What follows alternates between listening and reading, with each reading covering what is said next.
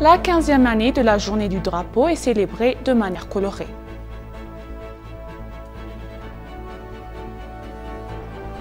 Les athlètes éthiopiens triomphent au marathon d'Amsterdam 2022.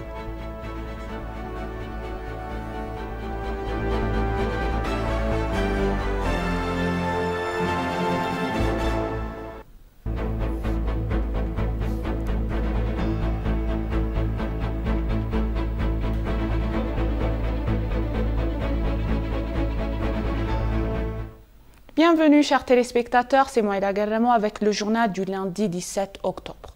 La 15e année de la journée du drapeau est célébrée à la Chambre des représentants avec diverses cérémonies sous la devise de la manifestation de notre diversité et le pilier de notre souveraineté dans toutes les régions et les deux administrations municipales.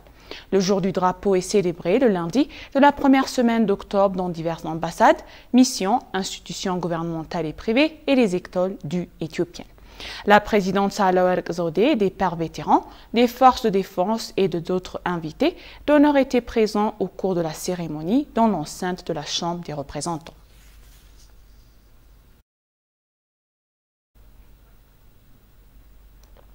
L'Éthiopie donc a obtenu quelques 976 millions de dollars du commerce d'exportation au cours du premier trimestre de l'exercice budgétaire éthiopien en cours. Une évaluation des performances des principaux plans macroéconomiques et ministériels du premier trimestre de l'exercice budgétaire éthiopien 2015 est en cours dans la ville de Gondar en présence du Premier ministre Abiy Ahmed. Présentant le rapport trimestriel sur les performances, la ministre de la Planification et du Développement, Dr Fetsum Asafa, a déclaré que le flux de devises étrangères avait augmenté de 14% au cours de la période indiquée, indiquant que quelques 976 millions de dollars provenaient du commerce d'exportation, dont 426 millions de produits agricoles. La ministre a souligné que la performance des secteurs manufacturiers et miniers a montré une légère baisse par rapport à la même période de l'année dernière. Cependant, elle a déclaré que l'exportation de fleurs est l'un des produits qui ont fait des progrès significatifs.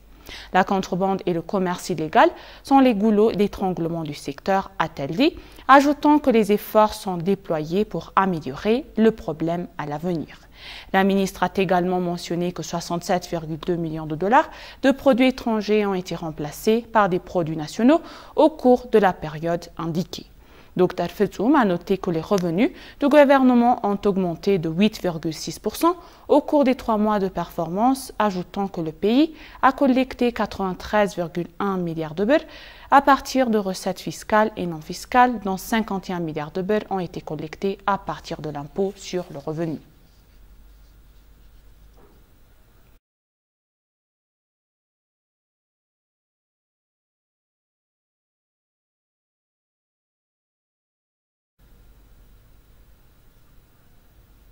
Les directeurs exécutifs du Fonds monétaire international ont salué les réformes ambitieuses de la politique économique et monétaire de l'Éthiopie, indiquant que leur engagement a fourni le programme de réforme par le biais d'un programme du Fonds monétaire international après un nouvel engagement. En marge des assemblées annuelles du Fonds monétaire international et de la Banque mondiale, la délégation éthiopienne, conduite par le ministre des Finances Ahmed Shide, a eu des entretiens constructifs avec les administrateurs et conseillers du Fonds monétaire international pour la Chine, la France, l'Allemagne, le Royaume-Uni et l'Italie. Les administrateurs ont reconnu la résilience de l'Éthiopie face aux chocs qui se chevauchent actuellement. Les administrateurs ont également salué les réformes ambitieuses des politiques économiques et monétaires du gouvernement, indiquant leur engagement à soutenir le programme de réforme par le biais d'un programme du Fonds monétaire international après un nouvel engagement. Le ministre des Finances, Ahmed Shide, a informé les administrateurs des affaires politiques et économiques actuelles de l'Éthiopie des progrès réalisés dans le programme de réforme économique de l'Éthiopie. Le ministre a souligné l'importance et l'urgence du soutien du Fonds monétaire international compte tenu des millions de personnes à travers le pays qui font toucher dans les aggraves sécheresses, la forte inflation, les conflits, la hausse des prix de matières premières et d'autres défis en cours. Ahmed a salué la récente visite du Fonds monétaire international en Éthiopie et leurs discussions fructueuses autour des domaines de réformes politiques qui permettront de remédier aux déséquilibres macroéconomiques, de s'attaquer aux problèmes de taux de change, de maîtriser l'inflation et de gérer les problèmes de dette.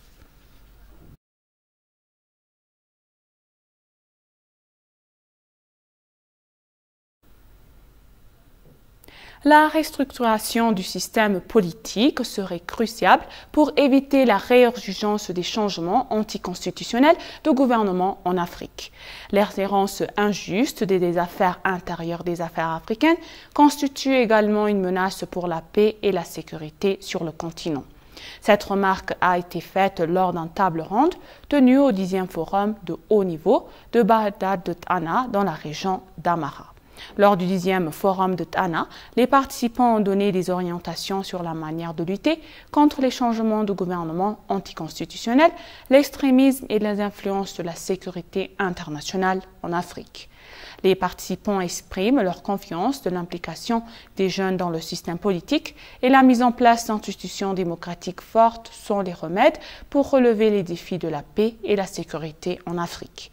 Ils ont également présenté leurs études et proposé des solutions pour trouver des solutions africaines aux problèmes africains. Il a été indiqué que le manque de système gouvernemental responsable, la faiblesse des institutions démocratiques et l'absence de mécanismes locaux de résolution des conflits sont les causes de transfert de pouvoir anticonstitutionnel en Afrique. L'ancien Premier ministre éthiopien Haile Mariam Desalegn a pour sa part souligné que le manque de participation des jeunes au système politique, l'ingérence étrangère au nom de l'aide humanitaire et le manque d'institutions démocratiques fortes sont les causes de coups d'État récurrents en Afrique. Les participants ont également suggéré que les Africains doivent travailler main de la main et fournir une représentation politique aux jeunes pour établir des institutions démocratiques solides. Discutant des questions de paix et de sécurité en Afrique, le 10e forum de haut niveau de Tana sera conclu le dimanche.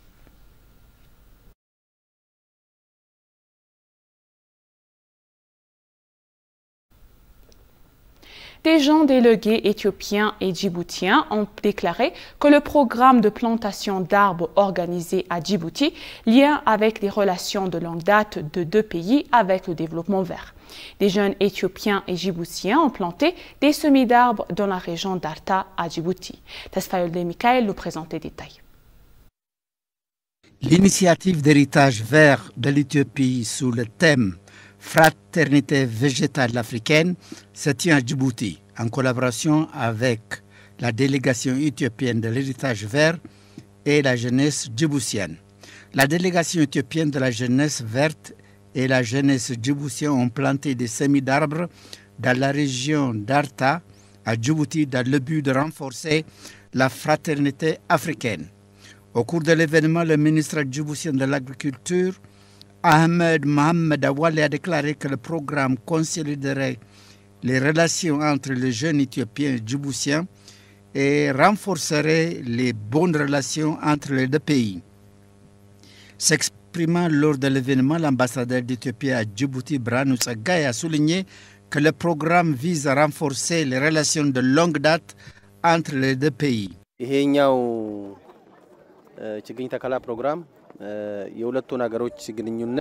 Le seul but de ce programme d'héritage vert est de renforcer la fraternité africaine entre les deux nations.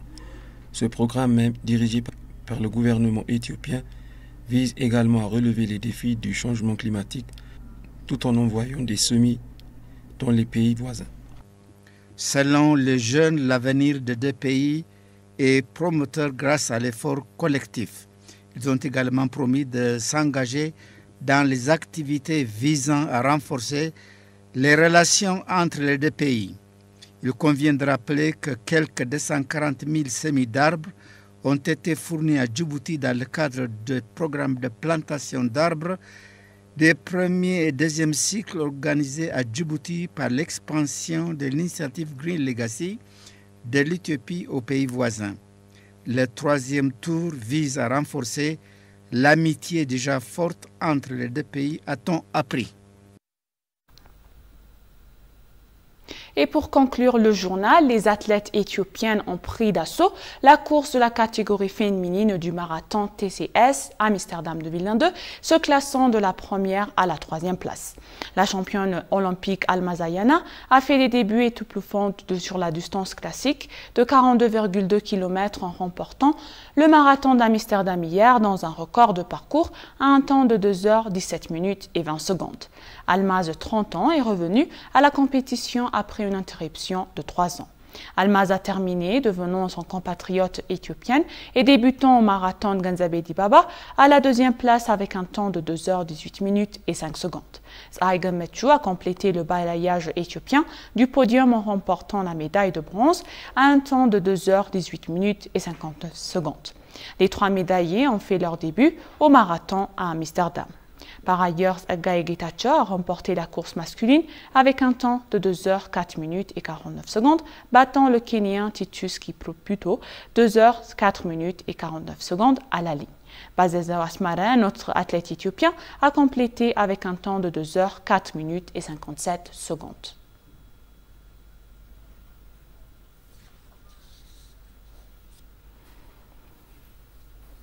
Chers téléspectateurs, nous vous rappelons les titres principaux. La 15e année de la journée du drapeau est célébrée de manière colorée.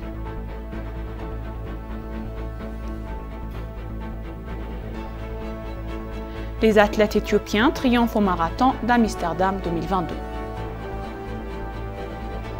Merci chers téléspectateurs, ainsi s'achève le journal, c'était Moïda Garamo et je vous souhaite une bonne journée.